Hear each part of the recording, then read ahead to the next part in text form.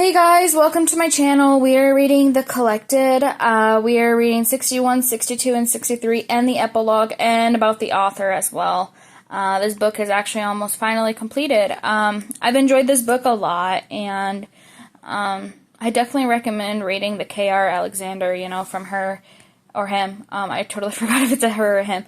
But, yeah, it's a really good book. It has both of the books in there. But this is, going to be the last video on this book, and I did get permission from Scholastic to read chapter 61, 62, and 63, and the epilogue, and about the author. So, I'm just going to start reading. You guys get comfy, and we will start reading in just a moment.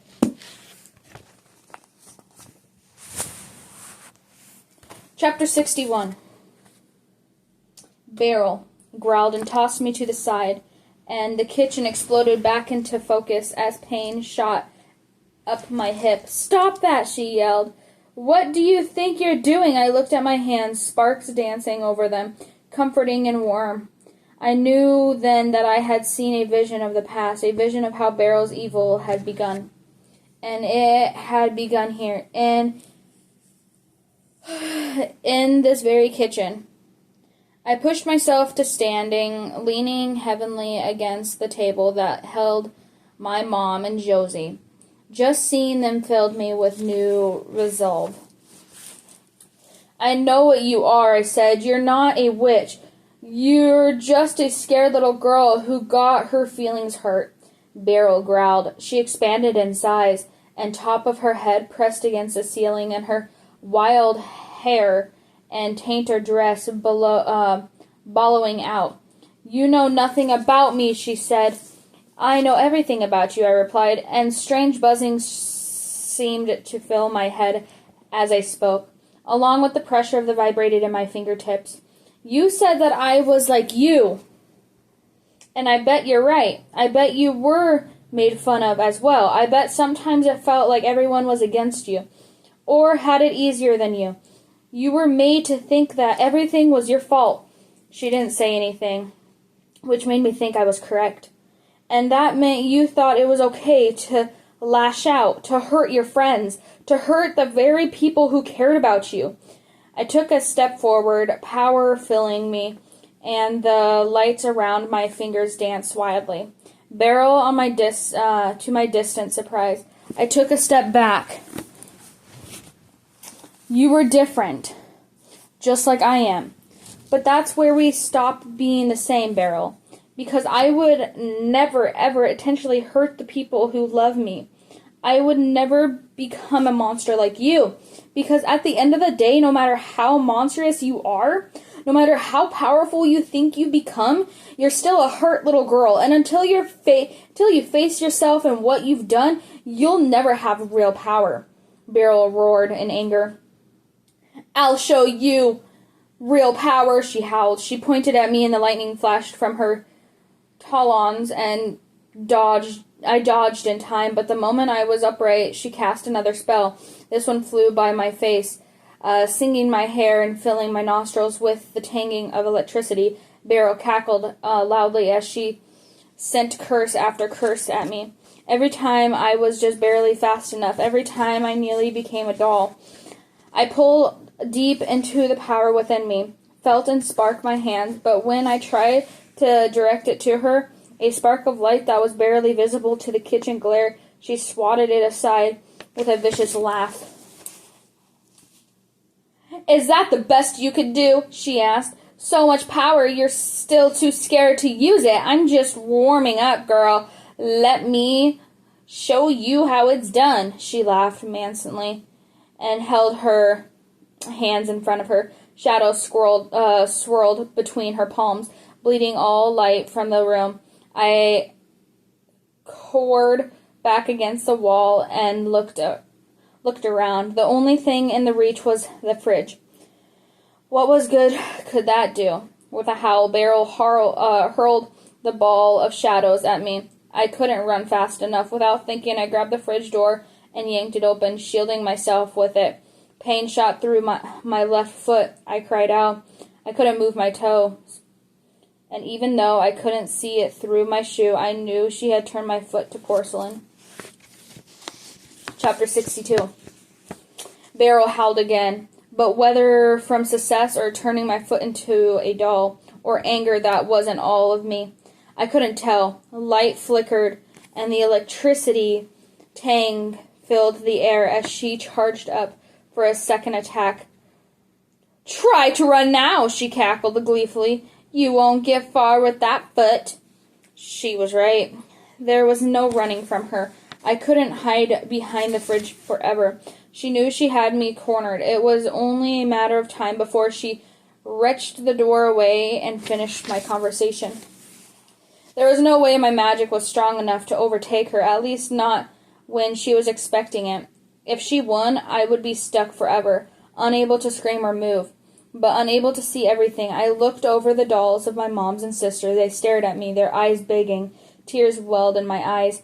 They would watch me fail, and then I would have to watch Beryl eat them. Unless, as Beryl's spell built, I knew I had no other choice. I had been sensed when she turned me into a doll before.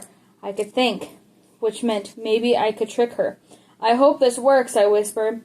I let go of the fridge, took a deep breath, and reached for the power deep into me, and the one I've tried so hard to keep away. "You can't hide behind there forever, little girl," Beryl said. Her voice neared as she prowled closer. "It's time to finish my work." Power flooded through me, into me. It might not be enough to harm a monster like Beryl, but I was no monster. I was just a little girl, just like Beryl said. And I wasn't about to become Beryl's doll. I left the change, felt my skin freeze and harden. Beryl yanked aside the door fridge just in time to see my change complete, just in time to see myself turn into a doll. Chapter 63. Beryl's laughter filled the room and split my ears.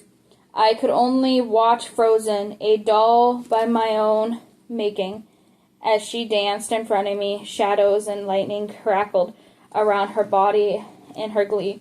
My thoughts raced. Had I made the right choice? Could this really work? When her back was turned, I flexed the hand I used to cast my spell. My fingers still worked. Relief coursed through me. A part of me was still human. This might work. Might. Beryl turned back to me. I stopped moving my fingers. "Yes," she hissed. She leaned over and picked me up, her claw hands scratching my porcelain skin, but I barely felt it. "What a fine doll you make, and here I thought I had missed." She turned, still holding me as if I weighed no more than a feather. Presented me to the dolls of my family. "She has failed you," she cackled happily, "just as Jeannie failed you. Now that the girl is mine, Jeannie's spell wanes. There is nothing in the world that can stop me." "I'd take over the entire world," she cackled to herself, "but first I think it's time for my dinner." She adjusted me in her arms. My free hand brushed her skin. I concentrated all my might and forced the power into Beryl's unsuspecting body. She dropped me immediately and howled in rage. I clattered to the floor, instantly turning my own powers back to myself. As Beryl shrunk and turned to porcelain, my skin turned warm and human once more. At the same time, she turned into a doll, and I back into a human. Her howls caught in her throat as shadows swirled around her and shrunk. As her throat turned to glass, I hobbled and standing, blinking rapidly as my eyes filled with tears. On the counter, I heard Mom gasp out as she, too, turned human. But I couldn't look at her. I stared at Beryl as she shrunk down and down, shadows of fabric swirling around her, until I was finally able to reach down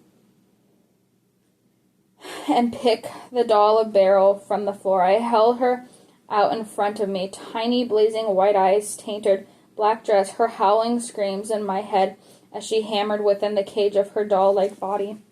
But she was never getting out. I had tricked her, trapped her. The monster was no more. "Playtime is over," I growled. Then I tossed her to the floor and turned to hug my mom. And then now that is the end of that book. We're going to be reading this epilogue.